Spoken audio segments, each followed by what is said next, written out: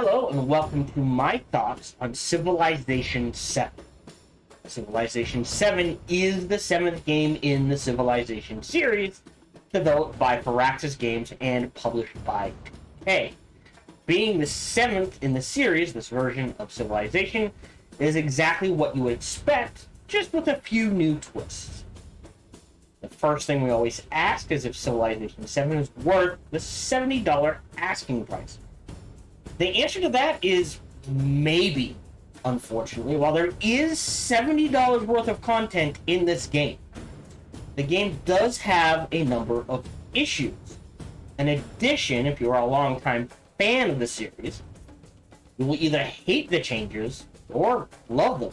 While newer fans, or someone who has never played the game more, may actually enjoy the changes to the formula that are introduced in Civilization 7.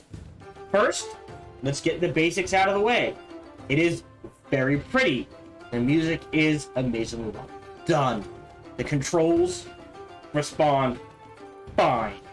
UI kind of has issues, but I do have to stress, I am recording this, and even while, months after the first release, and they've released a number of patches, and will continue to release patches going forward, so expect the UI to change if you're watching this video whenever you're watching from when you actually play the game. And they have been improving the AI. So it's that weird thing of, because of the way I do things, there are some improvements going on. They're improving the UI, they're improving balance, they work on all of that. So commenting on that feels kind of awkward, knowing that by the time you see this, there may have been a number of patches to fix those particular issues. However, the other issues it has, and this is why I say newer fans may appreciate the changes in the series, and I need to give some context for this. I have played every Civilization game ever made. 1 through 6, Alpha Centauri. I think there's one more I'm missing, but I'm pretty sure I played it. I have played it.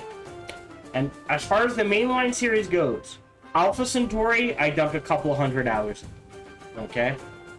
Civilizations 1 through 6, I played 1, maybe 2 games tops. Civilization 7, I went back and dumped a couple of 100 hours in because of the changes to the formula.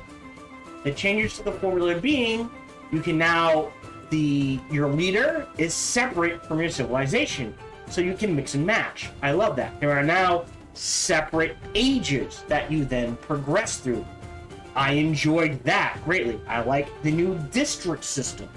I enjoyed that. Trading felt fine. However, it is also very clear that while these concepts have been added to the game, they didn't quite know how to implement them. There are 3 ages in the game. It feels like there needs to be a 4th one.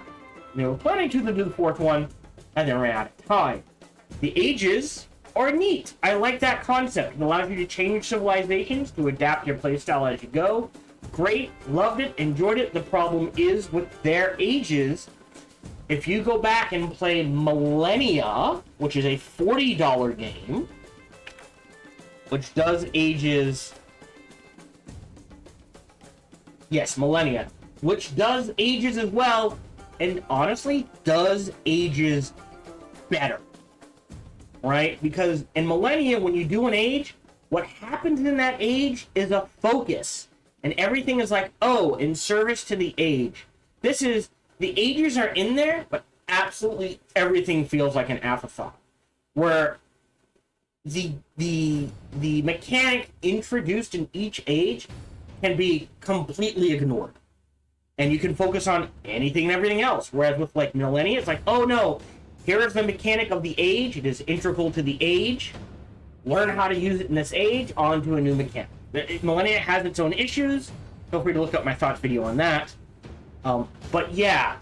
And then finally, because of the ages issue, they added different ways to win, which is great.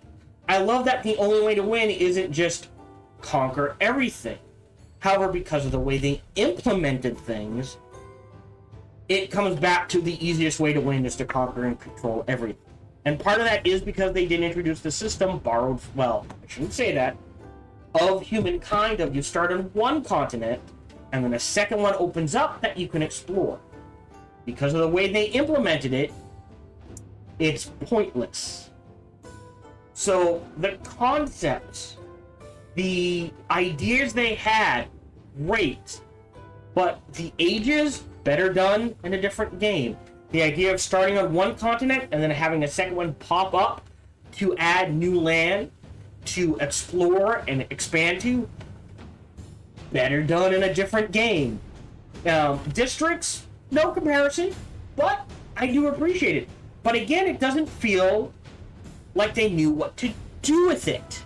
Because you place the districts, and then, you know, some of them are locked to ages, some of them are not.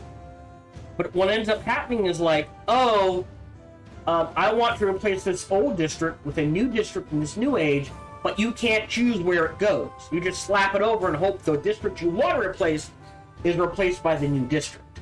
So there are a lot of issues with the game. Having said all of that, again, for $70, I have put 200 plus hours into this game. No, by no means good at this game.